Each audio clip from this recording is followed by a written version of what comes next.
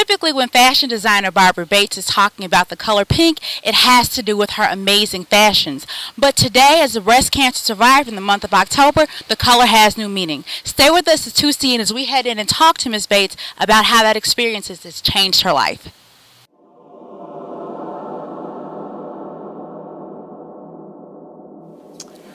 Actually, I did a self breast exam just because, and I felt a lump, but it was nothing as far as I was concerned. As a matter of fact, I thought it was such a nothing I didn't go even take care of it. I just, first of all, in my mind, I assumed that I wasn't someone that was a candidate for breast cancer because there was no breast cancer history in my family at all. I thought that because I had small breasts that I wasn't a candidate for breast cancer, and something in my mind even said, you're African American and white women get breast cancer, black women don't. So those are the things I thought were my saving grace. And I felt the lump, and it moved, which sort of like, didn't really seem right to me. So about a week later, I mentioned to a friend that I felt the lump, and her husband happened to be a physician, and she says, we'd like to get you in, right away over at Mercy. And so they made an appointment for me, and I went maybe 2 days later, and I still was not nervous or upset or afraid, nothing like that. I just figured, since they made it happen easily for me, then I'll just go. And when the woman did the breast examination and they took an ultrasound, she looked at me very matter-of-factly and she said, you have breast cancer. So when those words come out of her mouth, you have breast cancer, what are you thinking then? You really don't get a chance to think. You are frozen. You're frozen in your thoughts and in your steps and, in your being, and that's what I was. I had no time to think about anything. I was just frozen. And, once, I started to thaw out just a little bit, then I started to think in my mind, what is breast cancer? Because I really didn't know what breast cancer was. I just know the word cancer and breast cancer, they just, breast cancer, cancer/death. And so I just started imagining, how much time will I have? How much productivity will I have? I know that if I have to take medicine, that you're over the toilet and throwing up and it makes you really sick. And so those are the things that I thought I was about to, to embark upon. What sort of regimen did your doctor recommend?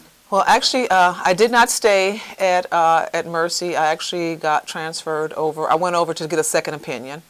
And the second opinion I got from Northwestern, and I decided to stay at Northwestern. The treatment was a little bit less aggressive. And I opted to have a lumpectomy where they actually take the lump out and the breast stays. And then I went on a treatment of something called adriamycin and Cytoxan, which is actually chemo, and I had 17 rounds of that. And then I had 37 rounds of radiation. And so the chemo is actually chemical therapy that kills all the cells in your body.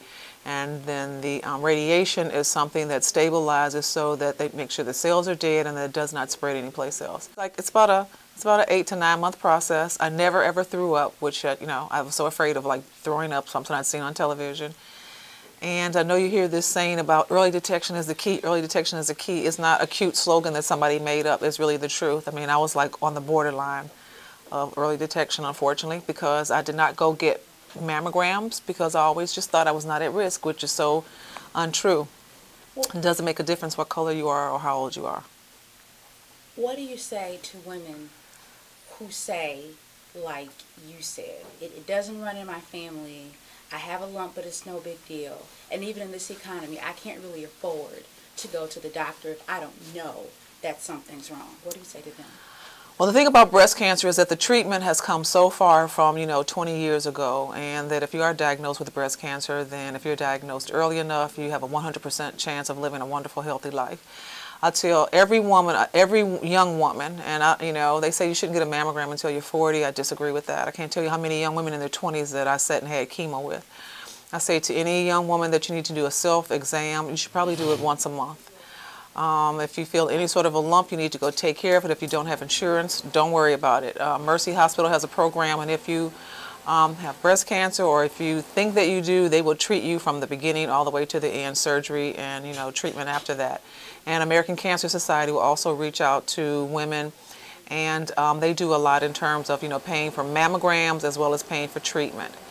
So a lot of people, all of these, the runs that they do, they're not in vain. They actually take this money, they do research, and they actually help people in all kind of communities, to be able to afford to go get mammograms. And so if you have a lump, go check it out. If you don't have a lump, go get your mammogram anyway, because early detection is truly, the key.